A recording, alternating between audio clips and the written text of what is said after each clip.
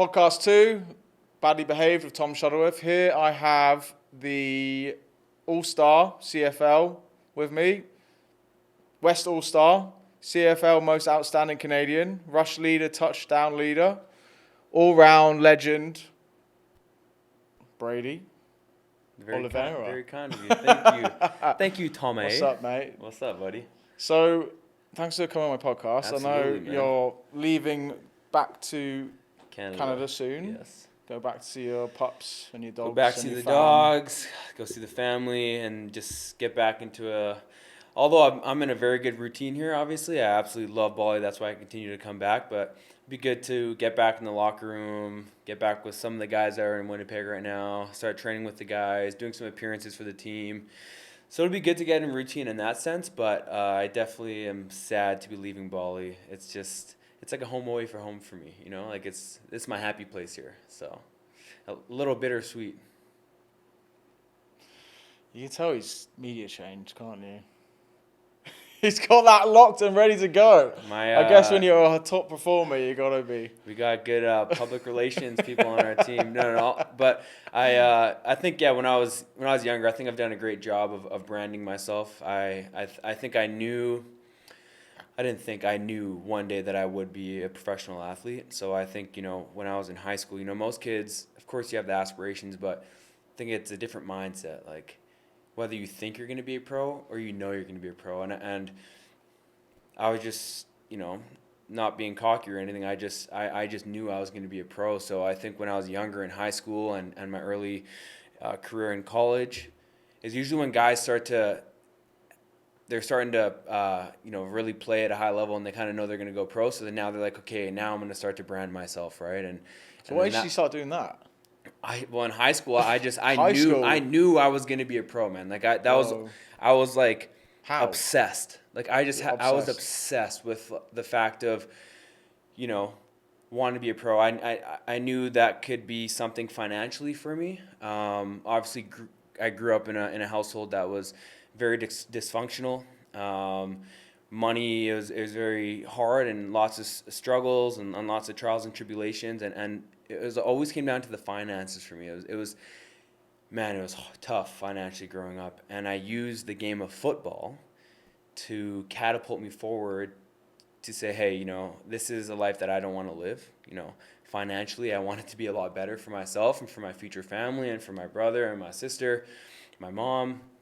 So going back to when I was in high school, I used my sport and I'm like, I'm going to be a pro. Like, I know I'm going to be a pro. So I did a good job of just branding myself and going back to the topic you said about, I'm a good speaker. Well, I think I knew I was going to be in this position one day, being on podcast with Tommy. And yeah, I did a good job branding myself through social media, now doing speaking engagements. Just doing a good job with that because it is really important, and some guys kind of wait too long because again they think they're going to be a pro. My mindset was I know I'm going to be a pro, so let's start preparing for that now. Prepare when I'm in high school for that, right? Instead of year 2 or 3 in college when the pro is about a year or 2 away, right? So. Yeah, so what were you doing to brand yourself at? How old are you at high school?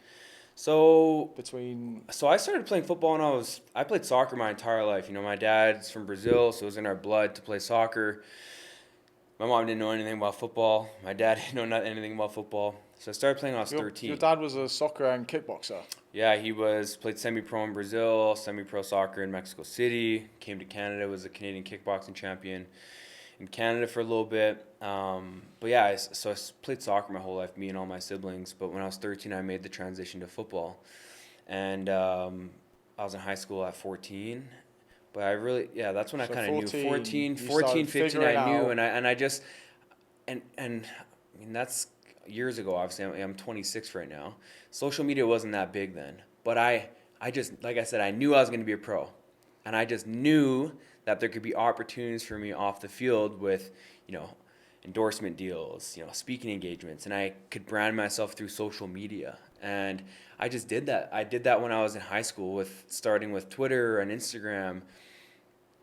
Started off from the bottom, dude. So at 14 years old, what were you posting? At that time, it was all football content. Just training?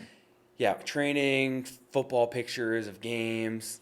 Like now, I'm glad I have more than one identity. Then I was just like, and I'm still trusting. I'm still obsessed with just being the greatest I can possibly be. Yeah. But then it was just like all it was football for me, right? So I was just posting strictly football. Obviously, now you look at my page and it's a lot more diverse, right? I like to show, obviously, my life as a professional athlete playing pro football in the Canadian Football League, and then also just showing my lifestyle of, obviously working out, healthy living, my daily cold tub saunas, and then obviously, my the charitable work that I do with kids and charities back in Canada. But then also the biggest thing is the dog rescue work that I do with my girlfriend Alex. So Big up, Alex. that's right. So now I just kind of show everything, and the big part of it now is all the dog rescue work that I do, and traveling different parts of the world and trying to help different organizations and locals that are doing the work every single day, and then obviously doing the work back in Canada when we're there.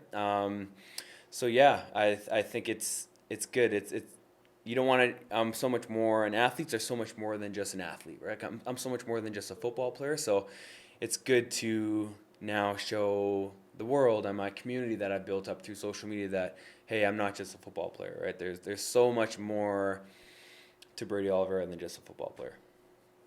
There's loads of great things you said there, which I could dive into. And the most intriguing part, I would say, was the mindset and your attitude and the drive to be successful when you knew your environment was crap.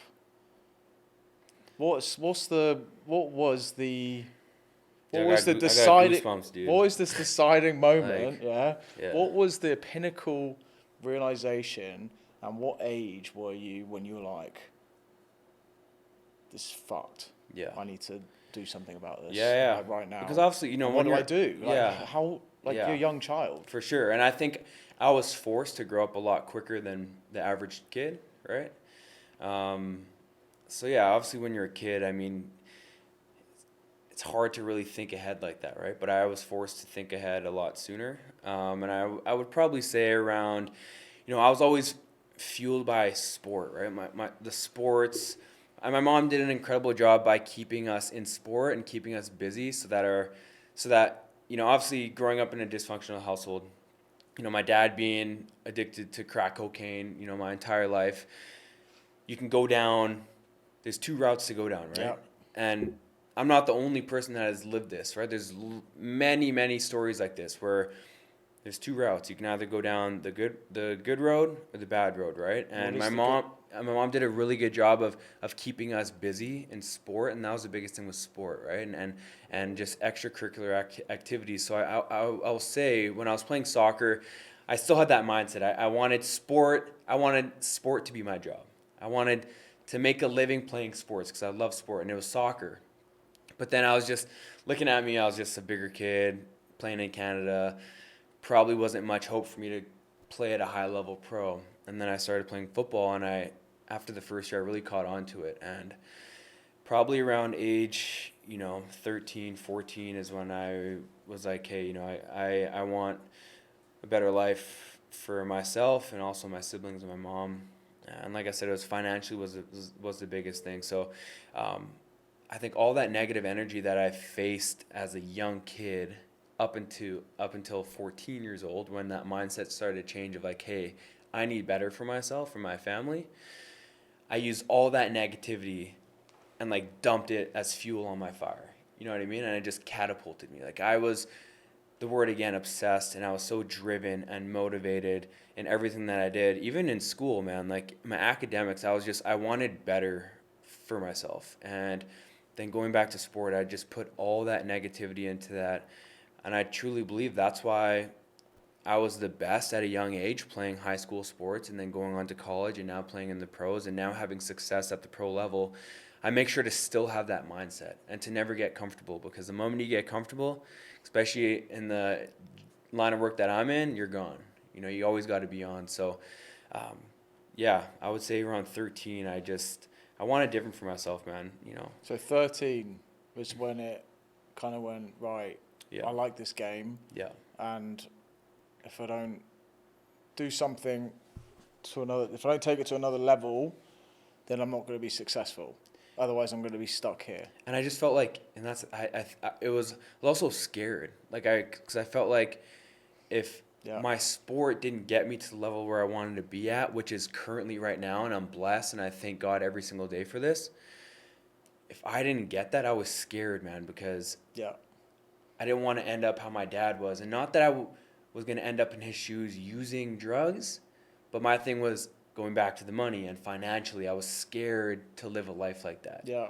Obviously, most people like nice things and want nice things and want to live a certain type of lifestyle, and I'm fortunate now to get to live this lifestyle, but it took a lot of work, dude. I've seen a lot of shit growing up, and it was a very rough childhood, but I use it all to, like I said, catapult me forward. But yeah, I wanted different, man. Like I said, it was that kept popping in the back of my head of like, if this doesn't work out, like I don't know what I'm gonna do. And obviously, I took my academics very seriously, because at the end of the day, everyone has dreams and aspirations when you're playing sports to go play at the next level, to play pro.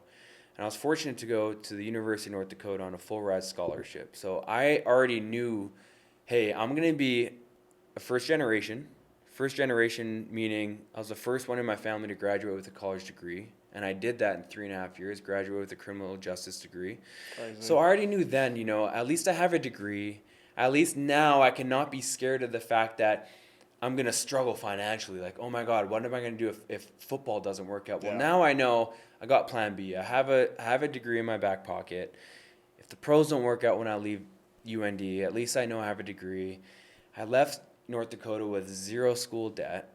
Now I was on a full ride scholarship, which was a blessing. And my mom, there was no way I was going to go to college if I didn't get a full ride scholarship, right? So that was the first thing. And then being able to leave there with a degree and being the first in my family, and now kind of setting something up for generations to come, right? You look at it after that, 3 years later, my sister now graduates with a criminology degree, right? And now when she has kids, it starts something. So I'm very, very pleased about that, obviously. But yeah, the fact of just being scared, dude, like, fuck, I did not want to struggle like that again, man. Like, growing up, it's not fun. So you would say, I want to go back to what you said when you figured out, with that bad environment of two ways to go, right? There's, the way of using substances to deal with your reality and getting into antisocial behavior, and it's probably the route I took, because I didn't really know what I was doing, and I was very naive. And then there's the turn that negativity into a positive, which I didn't know how to do. And your mum helped you with that. So, what was your mum saying anything to you in terms of like to motivate you or to keep you on track? Or I got goosebumps, dude. Because mum and dad are Bro, huge. my mom's a real one, dude. Mum and dad are huge Absolutely, roles man. in our life, and if you don't have the support emotionally, physically, mentally, you can have some serious problems. So your mother must have been doing and saying some amazing things to keep you in that track. And most of my audiences are single mums. Yeah. So I'd be really interested to know if you can reflect on that.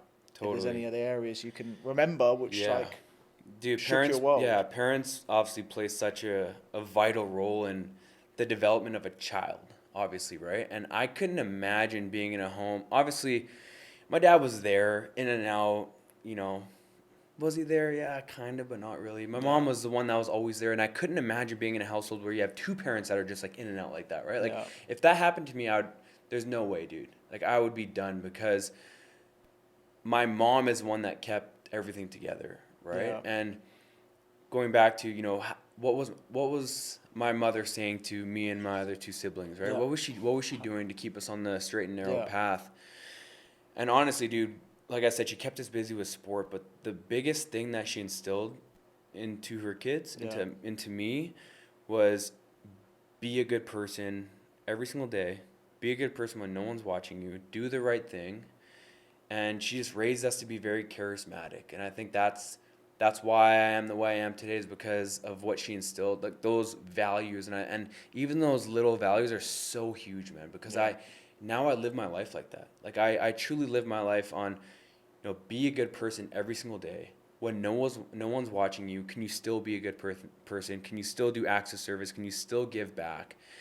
And I'm a firm believer that if you live your life like that every single day, whatever you put into this world, man, you'll receive it back. If you put good into this world, you're going to get good things received back to you. And I think you look at my life and the timeline of, playing high school sports. Well, backtrack. When I was a young kid, how shitty it was, right? But still being a good person along the way, right? Because my mom instilled that in us. Then you look at, okay, started playing football, things are going well. I have a great support system around me now of football coaches, football parents, right? Go to high school, so now even more the support's starting to build up. Football career starting to take off. I get a full ride scholarship now. And now my mom doesn't have to worry about her son not having to go to college because she can't afford it, right? So now I'm at UND on a full ride scholarship. And then now I get drafted to the pros, and now, in a sense, kind of financially free, where this is my career and I'm making a good living from it, right? And like I said, by being a good person, you put good things into the world and it'll eventually come back to you. But that might not happen in a week or 2 months or a year. And I don't want people to get caught up in that, I'm going to be a good person and I'm going to get a good thing back to me in a week. It doesn't work like that, because I struggled for years and years of my life. And now look, now I'm reaping all my benefits. Like, it's by being a good person. My mom instilled that in us, and now life is amazing. Like, but I continue to still, no matter how big I get, I continue to bring myself down, remember the things that I had to experience as a kid, the way that my mom wanted her children to be like, and just continue to be like that. And so I think my mom was a vital part in that, man. Just raising us to be good people and be good citizens and do the right thing and be charismatic, man. And I think if there's more people like that in this world would be a way better place. How would you define charismatic as a child? Yeah, as a child, so obviously it's different when you're an adult, I think, to a kid. But I think it starts... Outgoing, bubbly. Yeah, I would, outgoing or not, I don't think really that's a thing. I just think it's being respectful and kind. I think that's really the biggest thing. Treating people with respect goes a long way. Being trustworthy. Okay, yeah. Kindness and respect. Yeah, and then also just not being afraid to show love.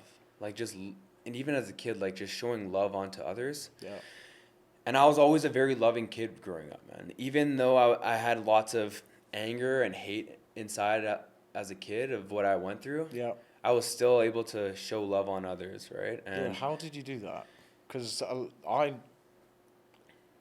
to me, if I was to do that, if I was you and I was brought up in that way, I would mask myself.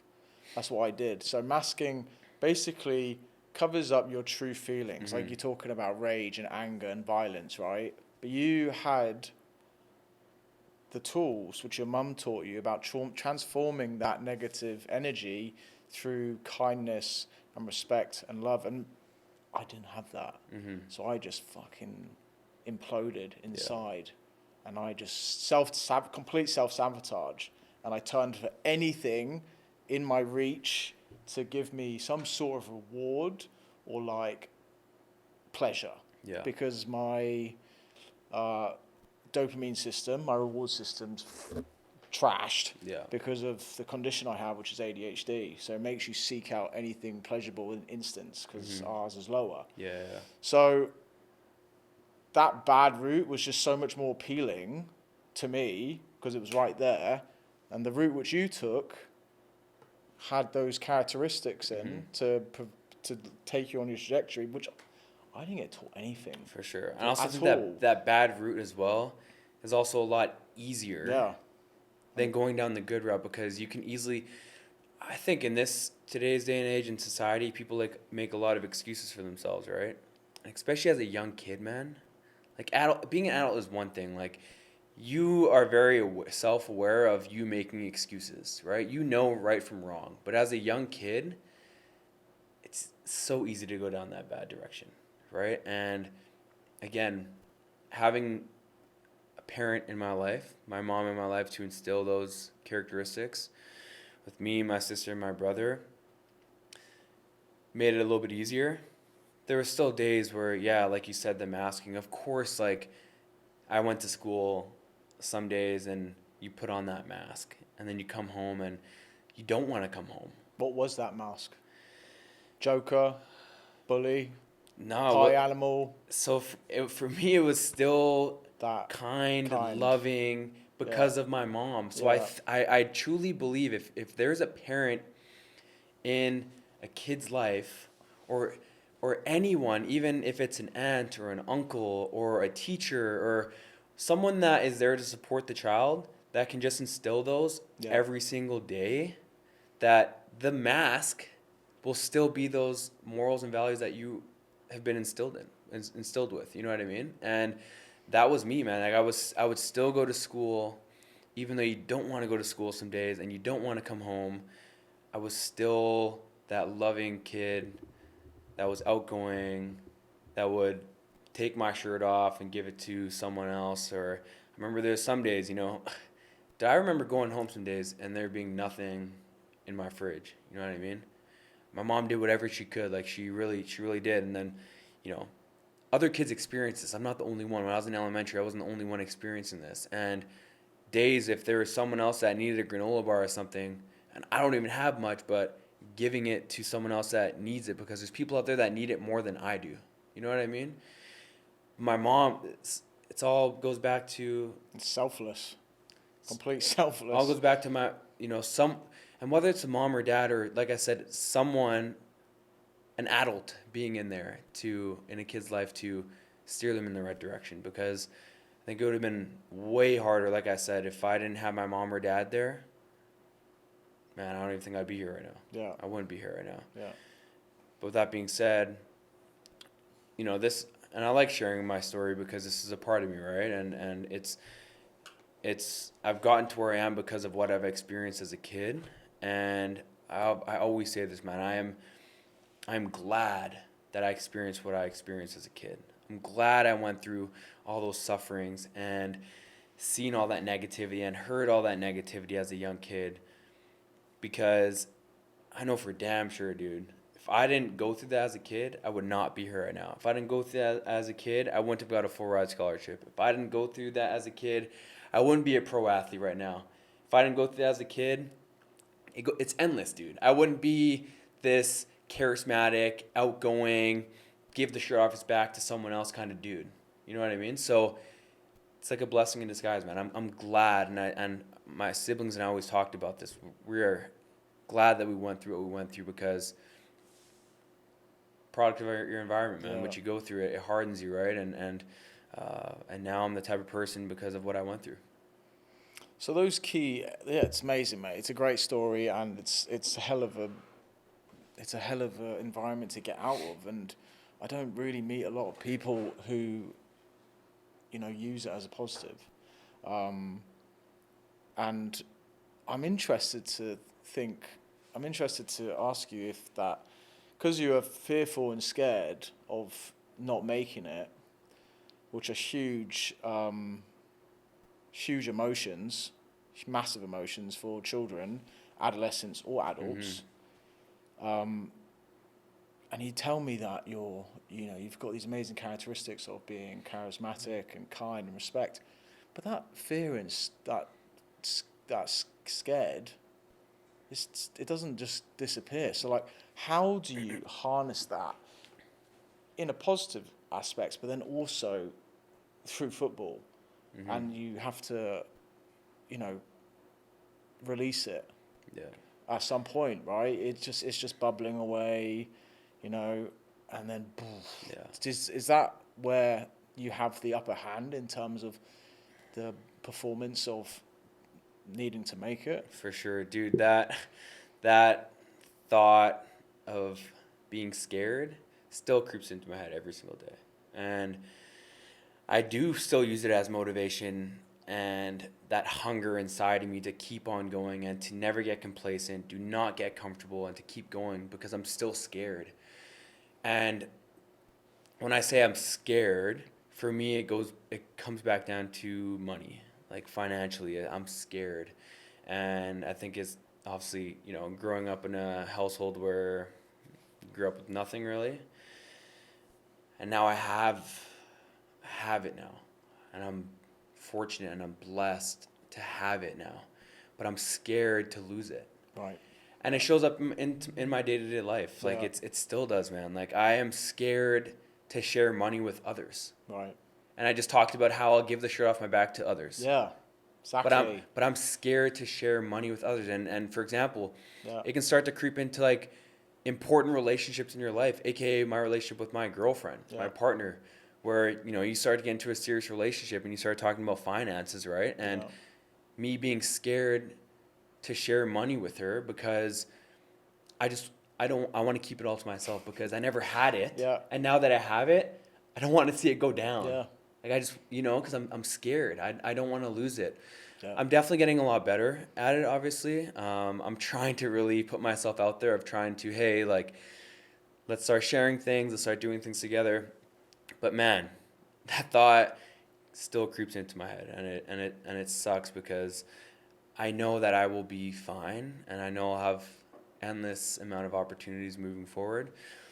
But yeah, I think when my sport of football, like I use it as hunger and drive for me to keep going and to keep, I always say like when I was a kid, when I was in high school and college and even in the pros, in my notebook, I still write every single day, keep chasing. I write it every single day. When I was going back to my brand, when I was in high school on Instagram, I would always do hashtag keep chasing. And every post, like hashtag keep chasing. And I just I want more. And the biggest thing was money. Like I'm very money motivated and hungry because of how I grew up. Yeah. And it's not always the best way to live, obviously, because you don't, and I think being in Bali makes me realize, like coming back here, I was here last year, here again for 2 months. So coming back the last 2 years makes me realize that money isn't everything. You live in this beautiful, beautiful place in Bali and you don't need much. Like I came with one suitcase. I have a shoe addiction and a hat addiction. I was like, man, what hat can I bring to fit my suitcase? How many shoes can I bring? And all my shoes are back home now in Canada. And I realized that I just wear sandals every day. Yeah. I barely wear my sneaks. And you don't need all this, right? So I'm getting better at it. Like I really am, and it's good. I think being in different environments and places like this, surrounding yourself around different individuals to teach you, life lessons. Well, it's amazing that you have the awareness of, the strength of what got you to where you are and got you out of that environment, which was gonna, don't know, like you said, you might not be here. Yeah. Got you out of it, but now you're like an adult. Mm-hmm. It's manifested in different ways of life. Yeah. And it's been you've used it as a positive deterrent to make you the man you are today, but then also it's now creeping up in other areas you unexpectedly happen. And learning to let go of that is very difficult because you want to be in control of your life. Yeah. And like you said, you're money focused. Yeah. You want to be the best. So like you're in control of where you're going. And you did that at such a young age. Like that's going to be very difficult to unpack. But I think you can do that. Yeah, for sure. And I think... Are you also, another question, are you worried if you unpack that, it will affect your performance on the field or in the gym? Yeah, because I do think it is, it's one of my strengths, right? I use it as a strength for me. You look at all the reporters and the analysts, what they, say about me, this kid is driven. I've always been driven. And that's what's gotten to me where I am today. So I need to keep that, right? You start unpacking it, start really doing, and of course doing, being self-aware, doing work on yourself to, unpack those things that you experienced as an adolescence, right? But I think still there is some sort of benefit of having it, especially in the career that I'm in. And I think even any career, if you want to be successful, I think this just catapults me forward. But, just a little sidetrack, a story, I was talking about, obviously experiencing that scared feeling as a kid, but you can always work on it and start to unpack it. So I think I am starting to unpack it now. Like I said, obviously with my partner, trying to be better in the sense of like, hey, like, I'm not going to keep it all for myself, like trying to like share things. And I think, it goes down to financially. So before I came to Bali, I was able to do something, really special and something that I feel really happy about. I was able to um, enter my dad into a treatment center, a 90-day program where I was able to cover some of it financially. And that was very big for me. Being able to pay out of my own pocket, of my hard earned money for my dad that blew all of his money. And I never really got to see any of that when I was a kid, of his money, to experience it for myself. But I knew that this is what I needed to do, because I would have that regret of being at a position right now in my life where I have being financially free and have money to be able to help him out, right? And I've never been in a position to help my dad like that, right? And I want to see him get better. And now he's about 3 months sober, which is incredible. And I truly believe this is a time where he's going to turn it around. So being able to, put him in that 90-day, treatment program and rehab, and now he's in a sober living house.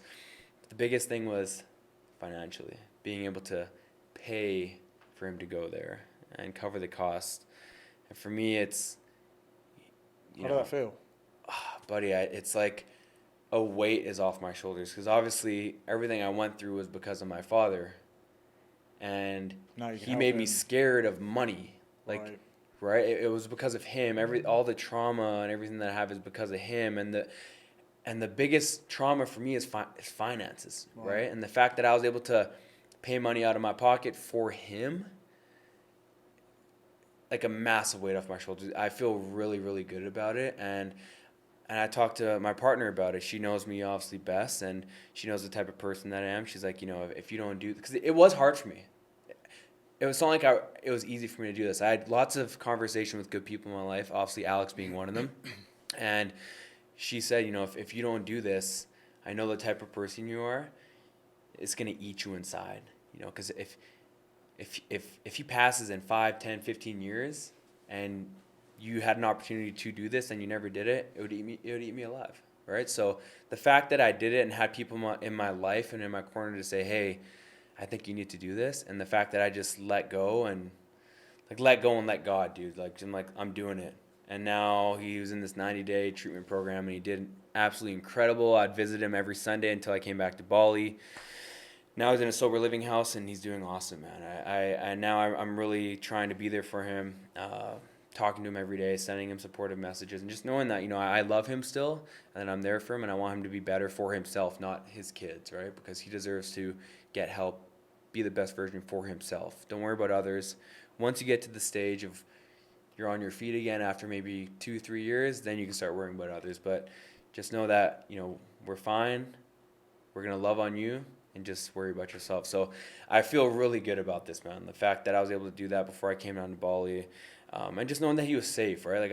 I'm in a beautiful place, and knowing that he's also in great care, getting around the clock treatment, talking to psychotherapists, and really trying to cure the root of the problem, right? Instead of just the surface level. Like, they were really in depth with the treatment. So yeah, really good.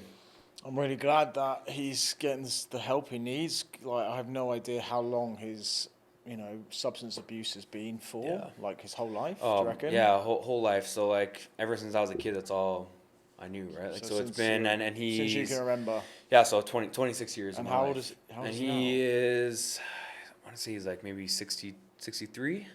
Yeah. So he's the same age as my dad. Yeah. And there's been times where he's been maybe clean for 6 months, falls back off. Yeah. He was recently clean I went to his 1 year, when he received his 1 year sobriety chip about 3 years ago, and then just fell off and didn't hear from him. He was on the streets, living in homeless shelters. And I think that's what really did it for me. And that was the big drug, crack crack cocaine. Yeah. And that was the biggest thing. It's a devil's drug. Oh, dude, it and just drug abuse, man, in general. It when you have kids in the picture, it just ruins families, man. And it's very unfortunate. Like I said, I'm glad I experienced what I experienced and what I went through, because like I said, if I didn't go through that, I know for sure I wouldn't be in Bali right now. I wouldn't be the type of person I am today. I probably wouldn't be as successful as I am because, like I said, I use that negativity as fuel to my fire to get me forward. But many kids wouldn't have done that, right? So, it's been a journey, man. It's been a journey, and I do really like to share my story because it's a part of me. It's what I went through and to where I got and to where I am now. A massive part of it. And I hope that, people can hear this and take one or two things from it. And hopefully it inspires them to, make a change. Or if it's a parent that is going through a substance abuse that can hear this from a kid that experienced it and how it makes kids feel, that hopefully they can make a change, right? And it's never too late. My dad is 62 or 63 now, and now trying to make a change again. And I truly believe this is it. Like, I really believe, man. Like, he went, that 90-day treatment program is the best in Manitoba, where we're from. Kelburn, it's called. They did an incredible job. So I think this is it right now for him. I think, and he knows, like, it's if he doesn't change, road, if man. he doesn't change it, he's probably going to die, right? Yeah. So there's always time, So I want people to know that it doesn't need to be right now, but there is time. It's crazy, man.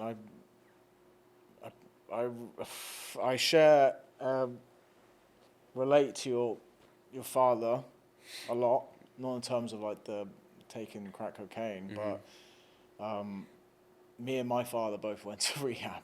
Wow.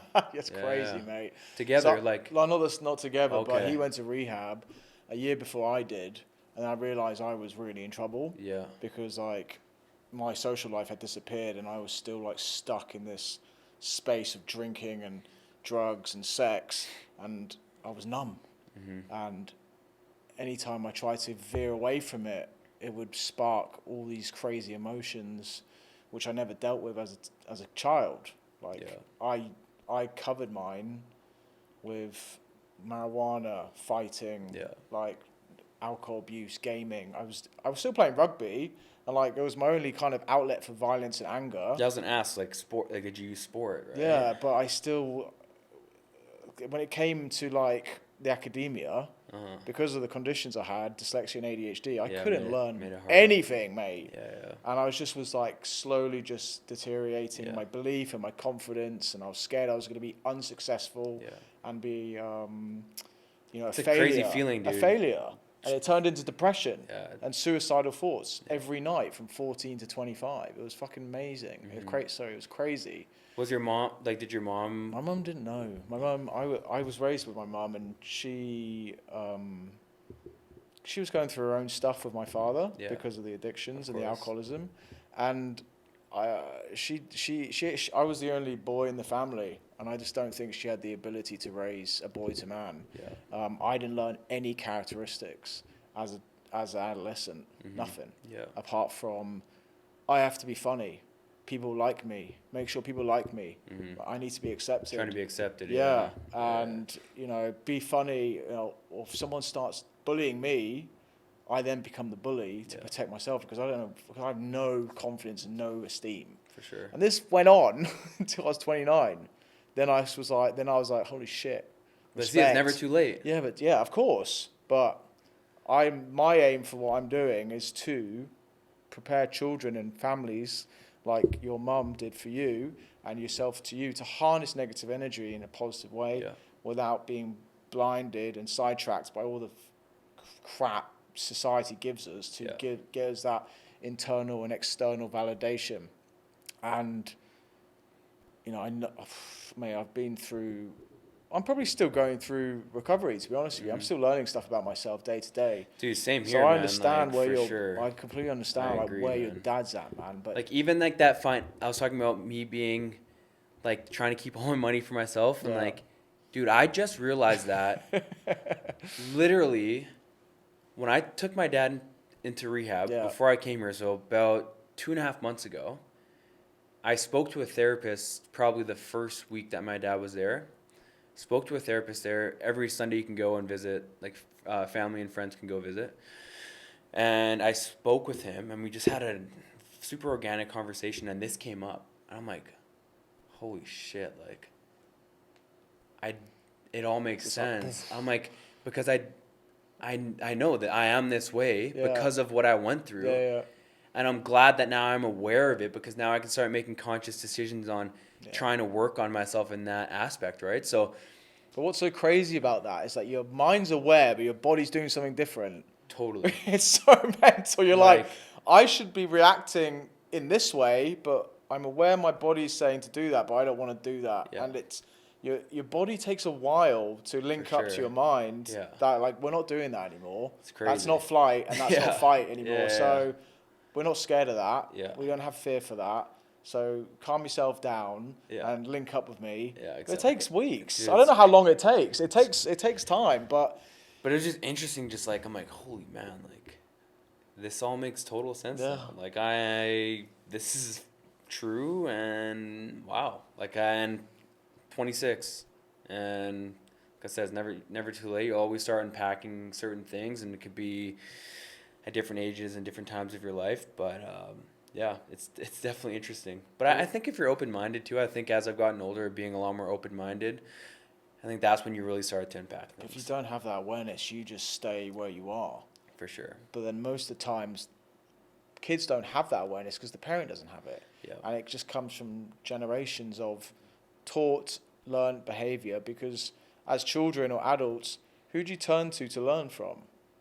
Now, like in the past, you're the closest adult near you, For right? sure. Mum and dad. And Yeah. their way of thinking is completely different to how you think or I think, or someone across the globe who's doing, an amazing job in their special field or whatever it is, that we have access to now.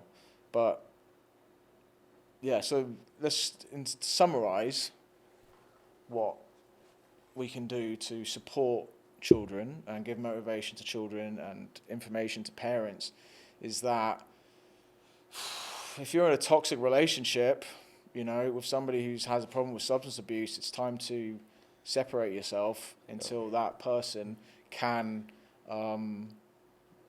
save themselves, or you can save them at a certain point later down the line.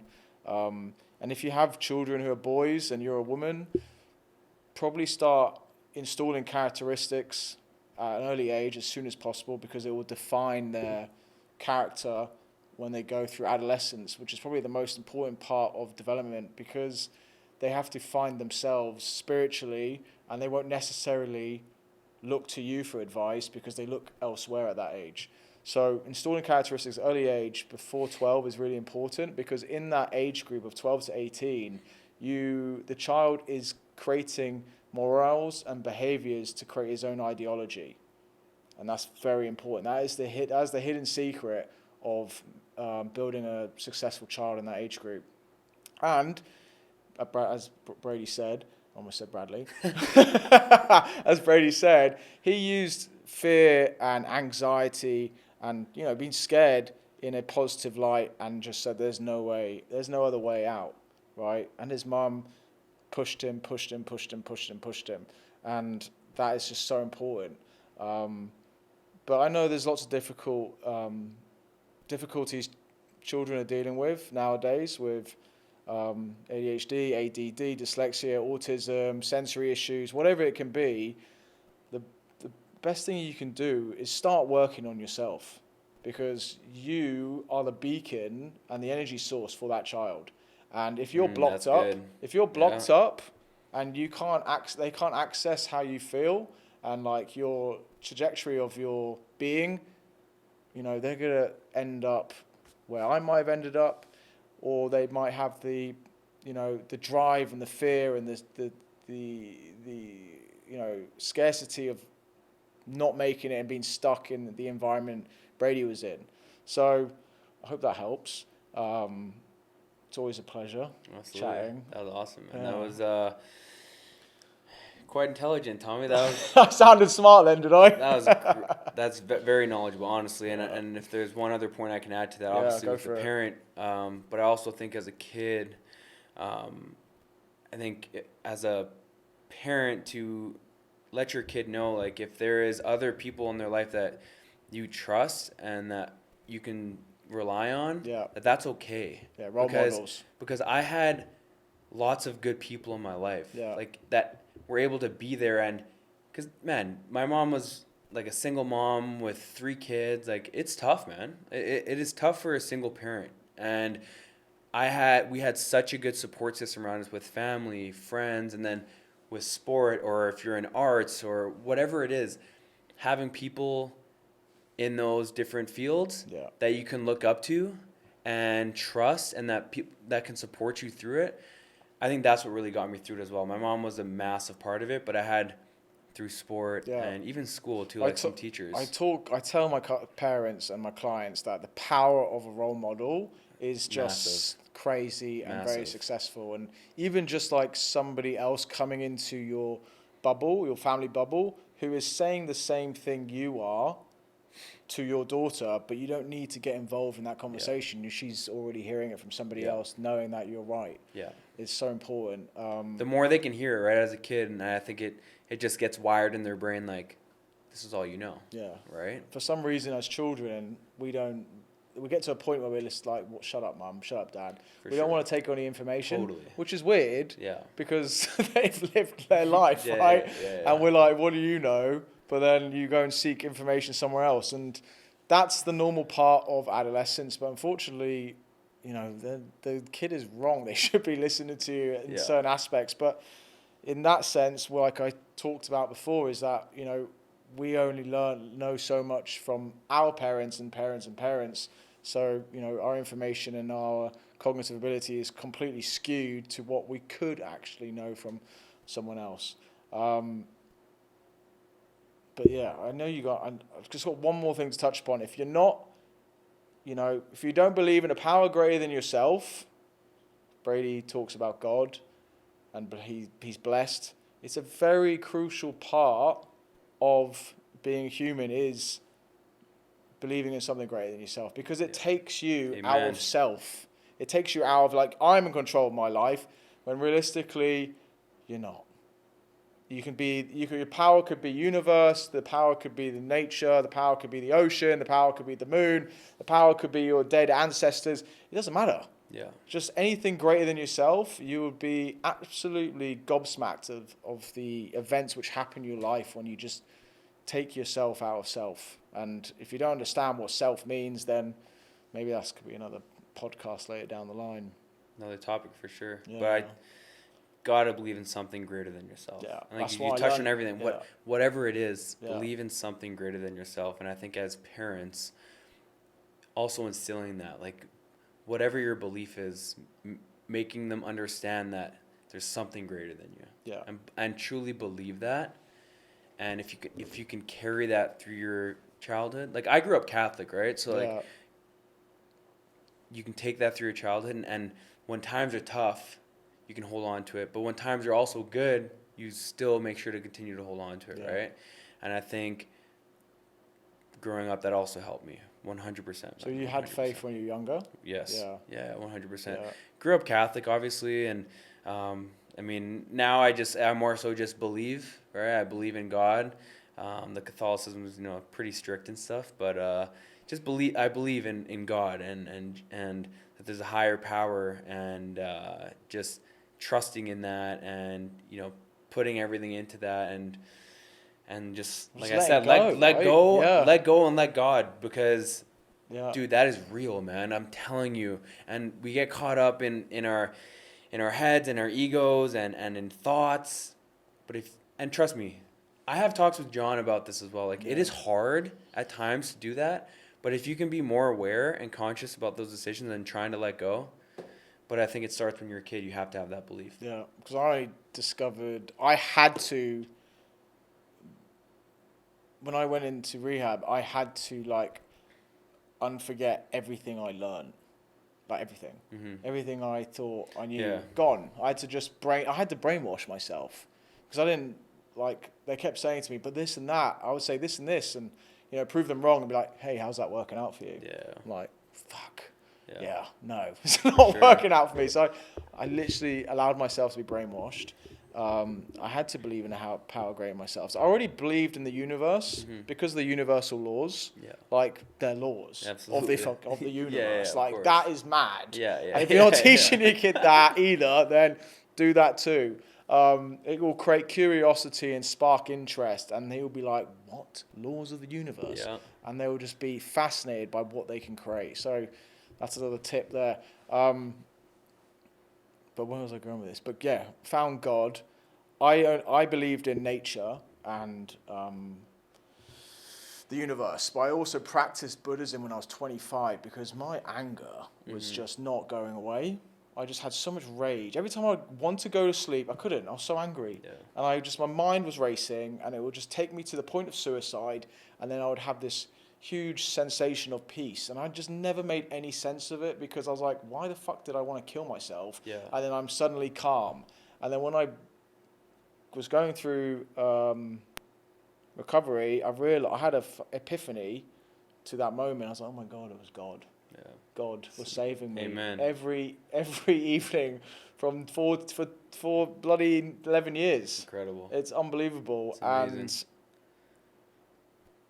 And then I fell into Christianity, but I still believe that all the religions on the planet, the same process of getting to that euphoric moment with God, with the Holy Spirit, or whatever it is under any religion, it's the same process. Yeah, totally. So like, is it actually based around religion or just the spirituality of what you believe? I think it's called omnism, where you believe in the pathways to that moment of God, which is, if you haven't experienced, it's the best way to explain it is if you have experienced ecstasy in terms of like, have you experienced emotionally ecstasy, emotionally ecstasy. You know, yeah.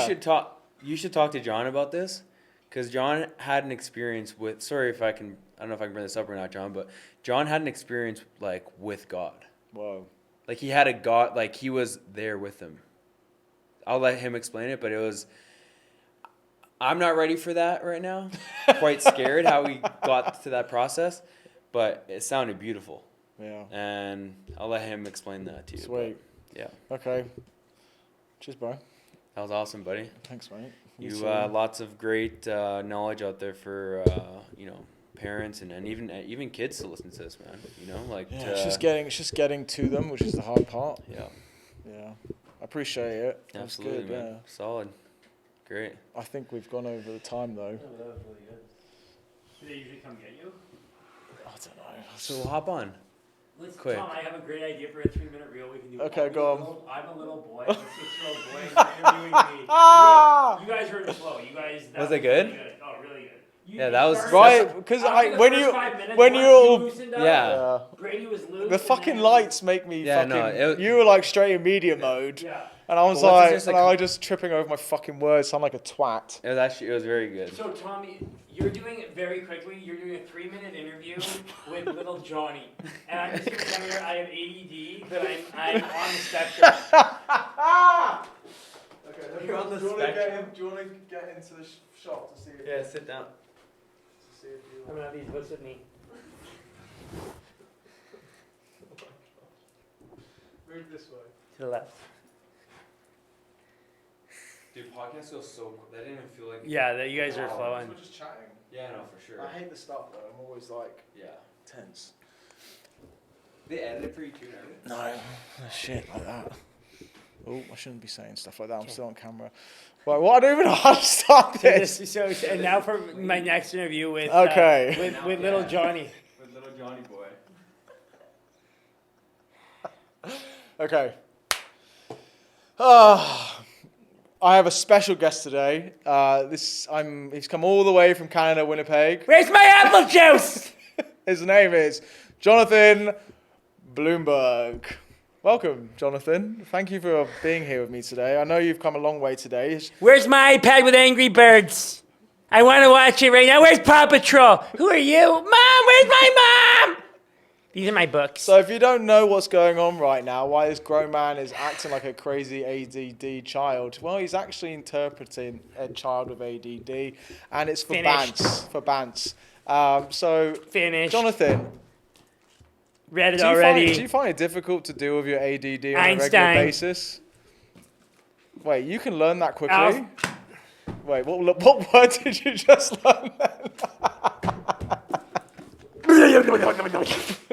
Done. Right. Good book. What did you learn, bro?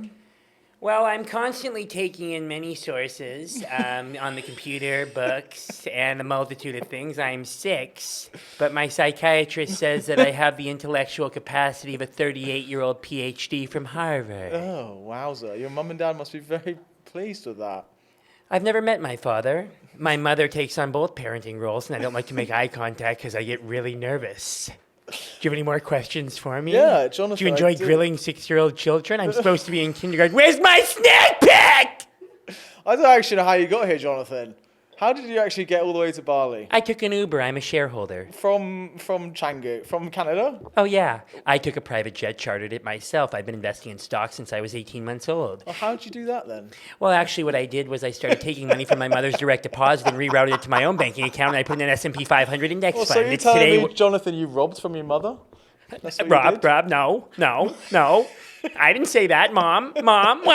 Redirected your mother's finances I have a into Paw bank Patrol account? wallet with a chain on it. It's attached to my...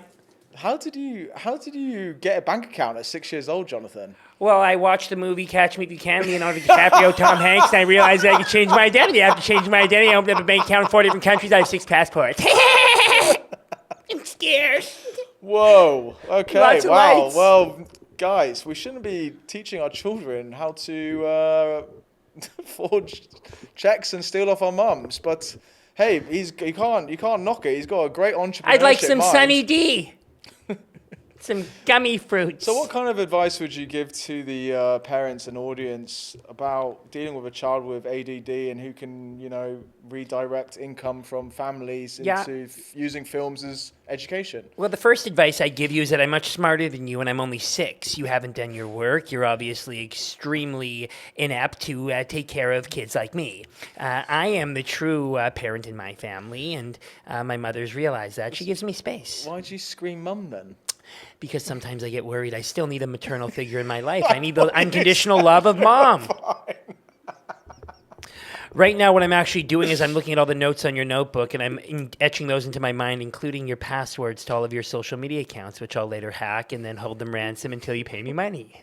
How do you feel So about you're that? like a villain, basically. I Than take on than many an roles. actual It good depends kid. what day You're of the week like it a is. psychopath. You deserve to be in prison. Some could say. Time will tell. It depends. Once I get my training wheels off, I'll be moving a lot quicker. Right now, I'm slowed down because the wheels get caught in the mud and they get rocks in them. So And then you I need my drive- mom to help me change it, but she unfortunately can't, so we take it to the auto body shop where it gets changed. My tire's flat. Right, Jonathan Bloomberg, everybody. Hello. Anyways, I'm really uncomfortable now. This has been a lot of fun. Are you paying me? No, mate. I don't even know where you came from, to be honest. Why is my shirt unbuttoned? I don't know, mate. I'm uncomfortable. Okay. Bye, Jonathan. Thank you, Tom. I really enjoyed your show, but I do prefer Paw Patrol. John, But you're pretty good too. badly behaved with Jonathan. I'm naughty. I'm a naughty guy. Fucking hell, bro. Funny, that is. I don't know how you do stuff like that. Right? Yeah. It's just in him.